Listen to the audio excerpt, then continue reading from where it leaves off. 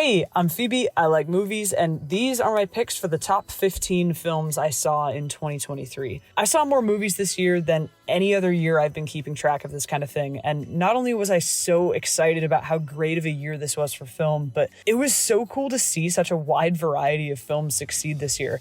There were so many that I not only liked, but loved from so many different genres and directors that I had to expand my list to 15 this year, in addition to doing this in video format instead of on Instagram because I just had too much to say about each of these. So with that said, I won't waste any more time. Let's get into this. But first, as always, there were a few that I missed this year because I just didn't have time or they never made it to my area. These are the films that maybe would have made my list if I'd gotten to see them in 2023. These are The Zone of Interest, All of Us Strangers, Monster, Showing Up, Passages, John Wick Chapter 4, American Fiction, and Are You There, God? It's Me, Margaret.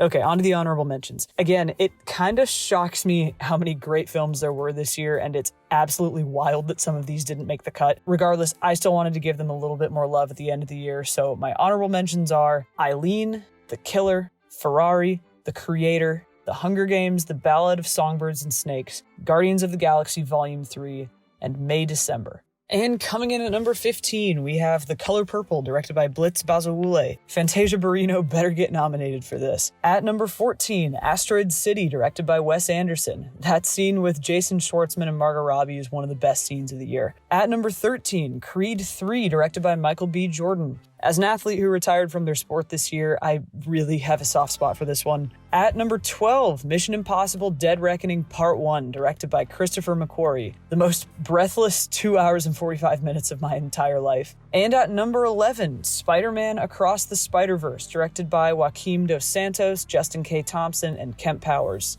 So ambitious and gorgeous, it's a miracle this thing even exists. All right, now into the top 10. At number 10, we have Godzilla Minus One, directed by Takashi Yamazaki. A fantastic monster movie that, to my utter surprise, actually had some of the most compelling characters I've seen in one of these monster films.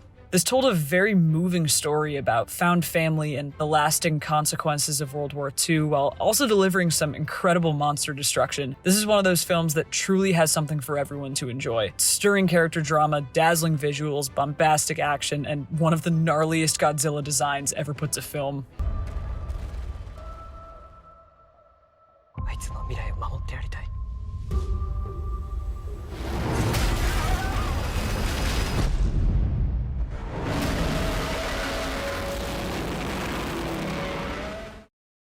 Coming in at number 9 is Past Lives, directed by Celine Song. This film feels so small scale in comparison to some of the other films on this list, but the themes and emotions it explores make it feel like the most soulful movie of the year. The emotional layers at work here feel as deep as an ocean, yet the story is told through so many small, gentle, very human moments. This was an amazing debut from Celine Song that was gorgeous on every level. What a good story this is.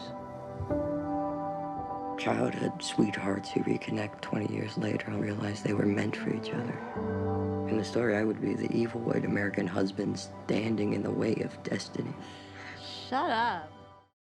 At number 8 is Barbie, directed by Greta Gerwig. Even though I knew the talent behind this film was all there for it to be something I really loved, I'm still a little shocked at just how good this was. With this film, Greta Gerwig truly proves she's one of the most versatile and talented directors in Hollywood right now, and what she and her collaborators have made is a hilarious, intelligent, and very touching examination of feminism that moved me way more than I expected it to. Every time I rewatch this, I feel a little bit more alright about the world than I did going in, and that's a remarkable feat in a year as chaotic as 2023. I thought I might stay over tonight.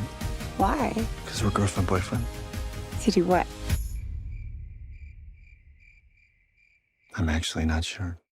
At number 7, we have Bottoms, directed by Emma Seligman. There were stretches of this film where my body physically hurt from laughing so much. This entire film feels like a candy-colored, blood-soaked shot of adrenaline. Io Adebri and Rachel Sennett make a serious case for being one of the best on-screen duos we've had in a long time, and Emma Seligman has once again made a fantastic comedy that works on pretty much every level. This was the surprise of the year for me and absolutely should be getting more attention.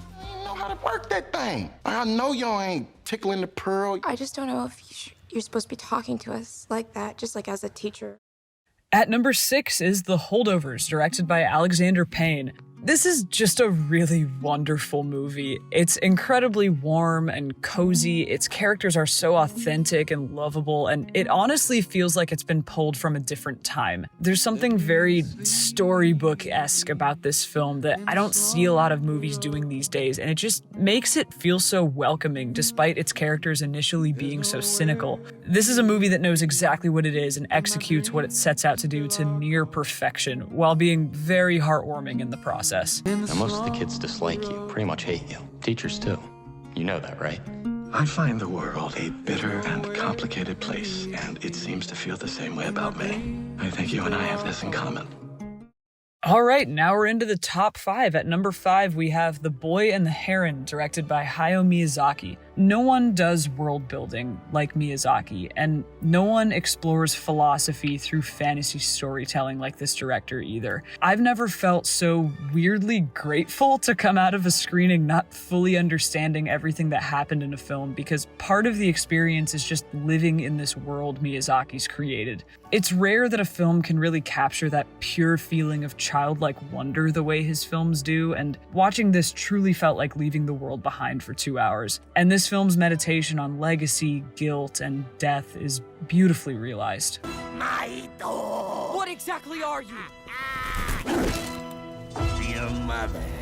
She's awaiting your rescue. I'll be your guide.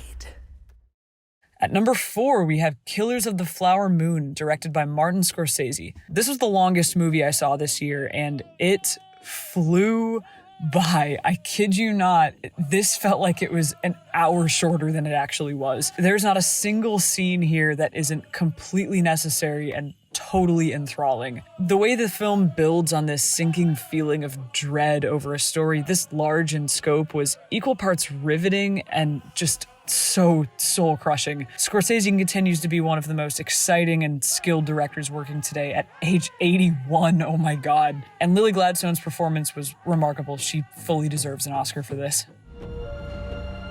There are many, so many hungry wolves.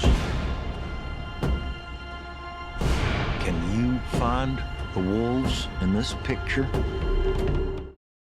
At number 3, just squeaking onto the list at the last minute, we have Anatomy of a Fall, directed by Justine Triet. I almost missed this film, and if I hadn't found it on Amazon 3 days before the new year, it wouldn't be on this list at all. But I'm so glad I was able to experience this. I went in almost completely blind, and let me tell you, I did not move or blink for 2.5 hours. This is a courtroom drama that becomes so much more as it picks apart this very complicated family. Its careful use of restraint at the right times, along with masterful performances from the entire cast, Sandra Hüller and Milo Machado Graner especially, made this an incredibly engaging and thought-provoking watch. I haven't been able to stop thinking about this since I saw it.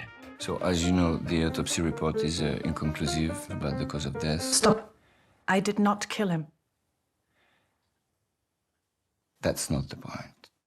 At number 2, and a very strong runner-up for the year, is Poor Things, directed by Yorgos Lanthimos. To quote my dad immediately after we left the theater, Yorgos Lanthimos is either the most genius filmmaker alive or the most dangerous man on the planet. And yes, this film delivers on everything Lanthimos is known for. The distinctive fisheye cinematography, the immaculate production design, the intense and often shocking fascination with sex, the also shocking levels of gore. This film is the definition of a lot, and it's probably the most insane movie I saw this year. It's also the most freeing cinematic experience I had in 2023. It's creatively fearless on nearly every level, and beyond all the shock and awe, it somehow carries a very hopeful message that felt genuinely healing to experience. Bella Baxter is my favorite movie character of 2023 by a large margin, and Emma Stone's performance is nothing short of extraordinary. Understand, me never lived outside God's house. What? So Bella's so much to discover. And your sad face makes me discover angry feelings for you. Right. All right, and in the number 1 spot, we have... Look, sometimes you just know what your number 1 pick will be, even if it comes out only halfway through the year. And if there was one film that gave me not only the best theatrical experience of 2023, but went above and beyond on every conceivable level, the film that I do not hesitate to use the word masterpiece, it was Oppenheimer, directed by Christopher Nolan. This has been said a lot, but it's true. This film is staggering. It feels so urgent and monumental and ambitious.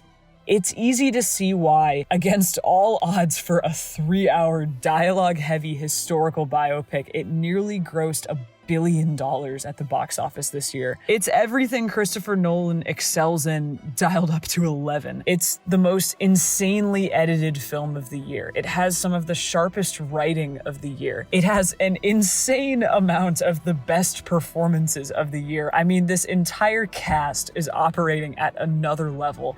This film has just the most masterful cinematic storytelling I saw in 2023. It really says a lot that by my 3rd watch, this already felt like a classic that's going to be remembered and rewatched for decades. It's Nolan's masterpiece. I don't know how else to put it. Go see this film if you haven't already seen it. This feels like essential viewing. The important thing isn't can you read music, it's can you hear it. Can you hear the music, Robert? Yes, I can.